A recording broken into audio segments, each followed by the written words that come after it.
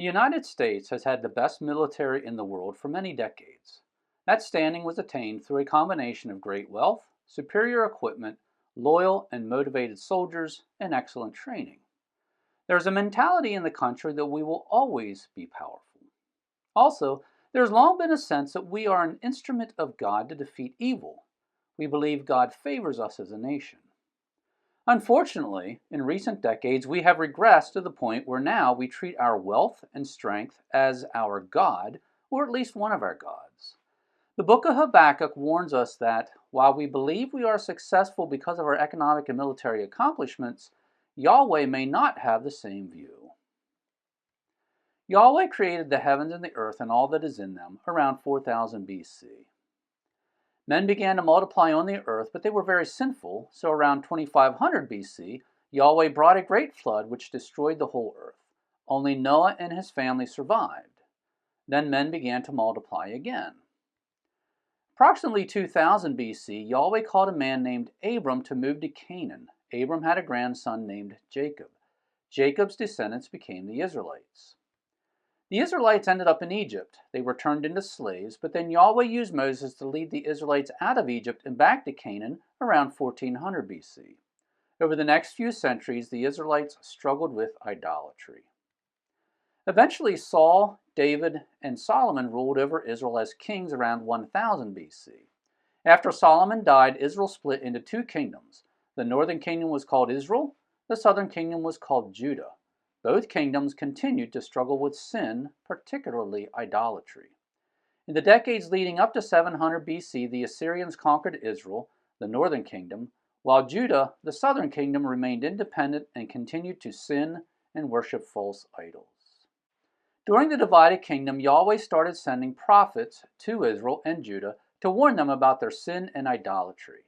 Habakkuk was one of those prophets.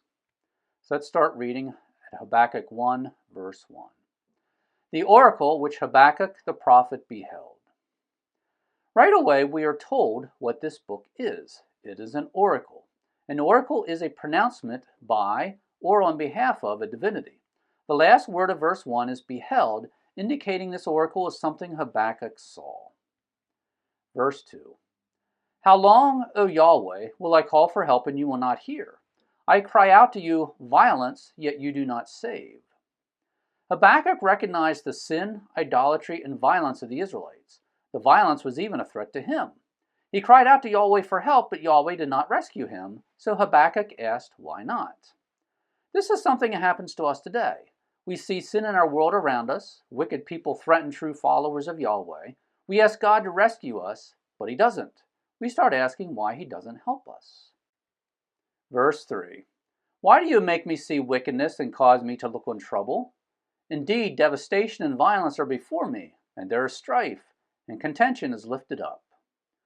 Habakkuk also wanted to know why he had to watch all the violence and devastation in Israel and Judah. This is also something we ask today. Why does God force us to live in such a sinful and wicked environment? Why can't we live in a society that is good and wholesome? Verse 4. Therefore the law is ignored, and justice never comes forth. For the wicked surround the righteous, therefore justice comes forth perverted.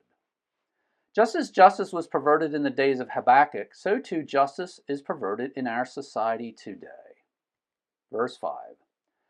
See among the nations, and look, be also astonished, be astounded, because I am doing something in your days, you would not believe it if it was recounted to you. One of the biggest challenges in understanding the Bible is following the pronouns. In the first 4 verses, Habakkuk was the speaker, and the first person pronouns refer to Habakkuk. Beginning of verse 5, the first person pronoun refers to Yahweh. The text doesn't tell us that. We simply need to recognize the change.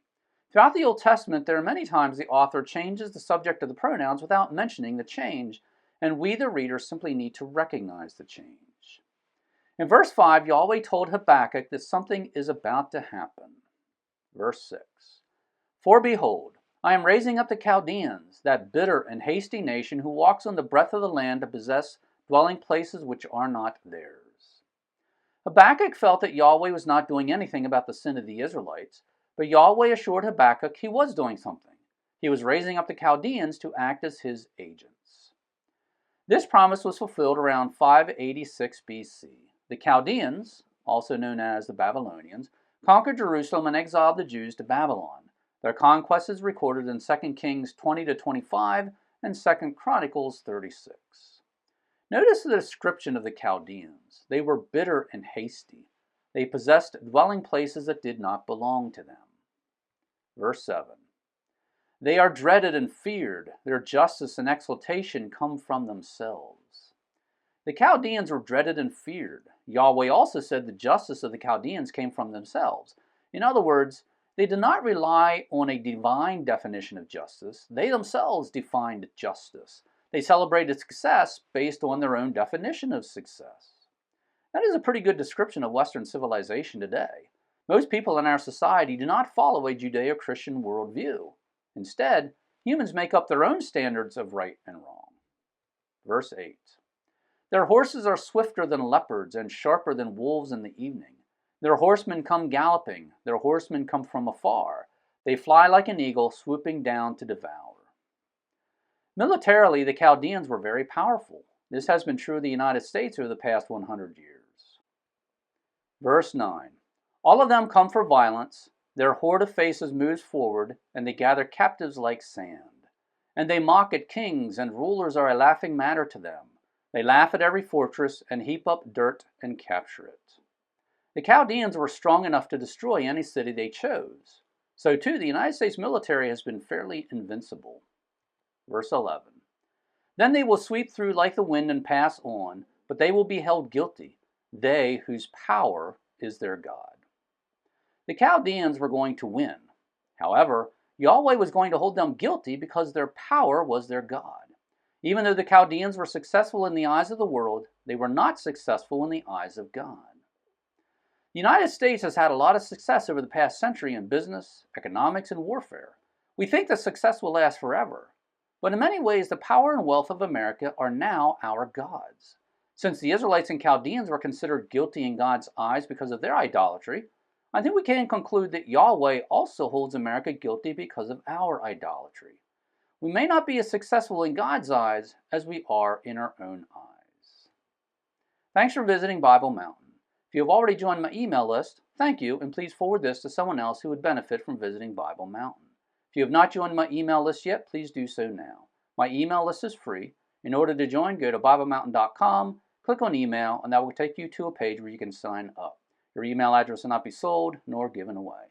Once again, thanks for visiting Bible Mountain.